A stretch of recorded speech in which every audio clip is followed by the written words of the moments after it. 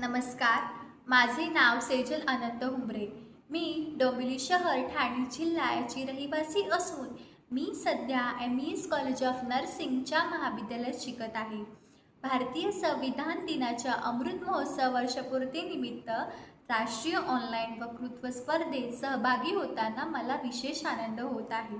मी आज भारतीय संविधान आणि आजची परिस्थिती या विषयावर बोलणार आहे. संविधान हे केवळ कायद्याचे पुस्तक नसून भारताच्या लोकशाहीचा आत्मा आहे. भारतीय संविधान म्हणजेच भारताच्या प्रत्येक नागरिकाला समान अधिकार, समान संधी आणि सन्मानाने जगण्याची हमी देणारा पवित्र दस्तऐवज. 26 नोव्हेंबर 1949 रोजी संविधान स्वीकारण्यात आले.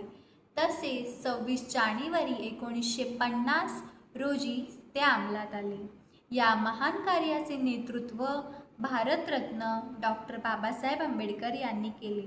त्यांनी स्पष्ट सांगितले होते, संविधान कितीही चांगले असले तरी ते राबवणारे लोक चांगले नसतील तर संविधानही निष्प्रभ ठरेल.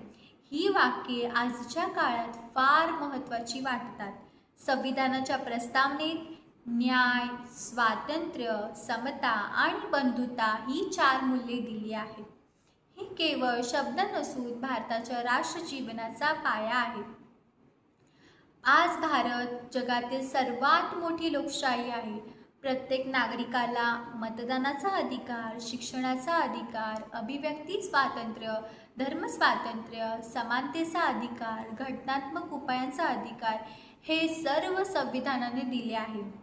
आजच्या भारतात लोकशाही मजबूत करण्यासाठी प्रत्येक नागरिकाला संविधानाची जाणीव असणे अत्यंत आवश्यक आहे.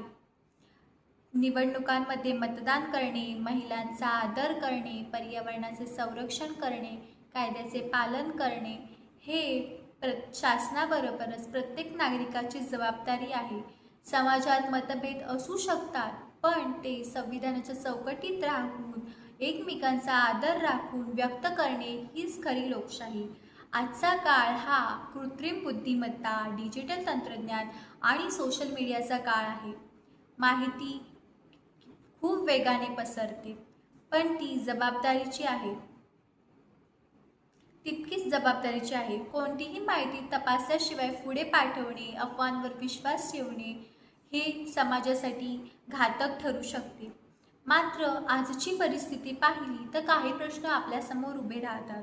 आपण डिजिटल क्रांती घडवली, चंद्रावर पोहोचलो, विज्ञानात प्रगती केली, पण दुसरीकडे जातीय वाद, भ्रष्टाचार, धार्मिक तणाव, महिलांवरील अत्याचार, पर्यावरणाचा ऱ्हास आणि सोशल मीडियावर पसरवल्या जाणाऱ्या अफवा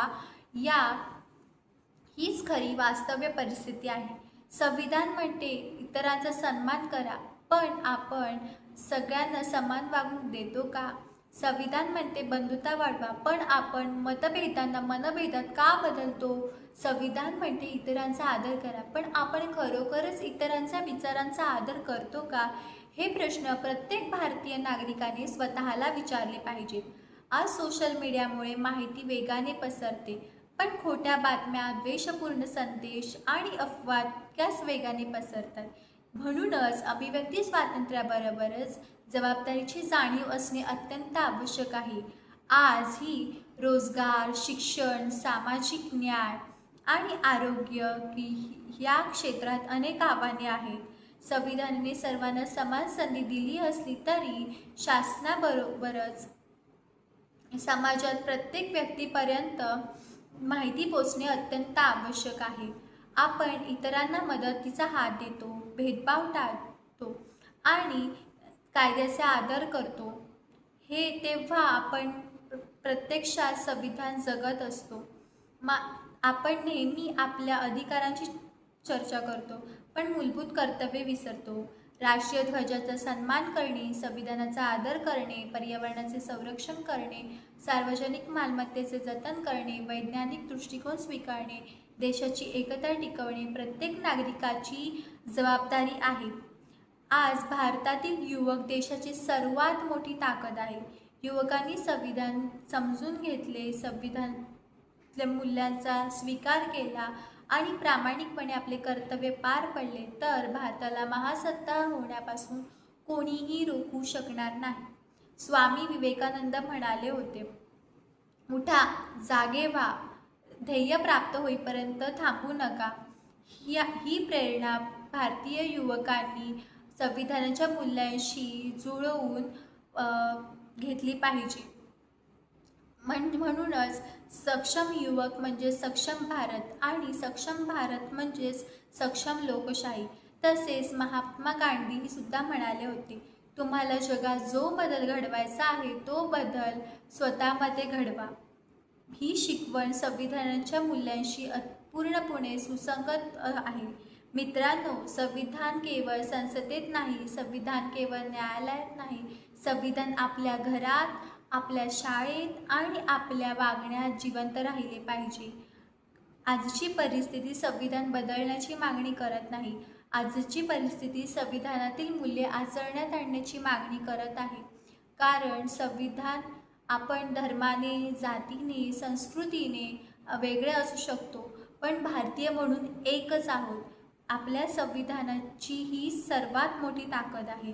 चला, आपण असा भारत घडवूया जिथे न्याय सर्वांसाठी असेल, स्वातंत्र्य जबाबदारीने वापरले जाईल आणि समता प्रत्यक्षात दिसेल, बंधुता प्रत्येकाच्या मनात फुलेल. संविधान वाचूया, संविधान समजून घेऊया, संविधान जगूया, कारण मजबूत संविधान म्हणजेच मजबूत भारत. अशा प्रकारे मी माझे भाषण संपवते.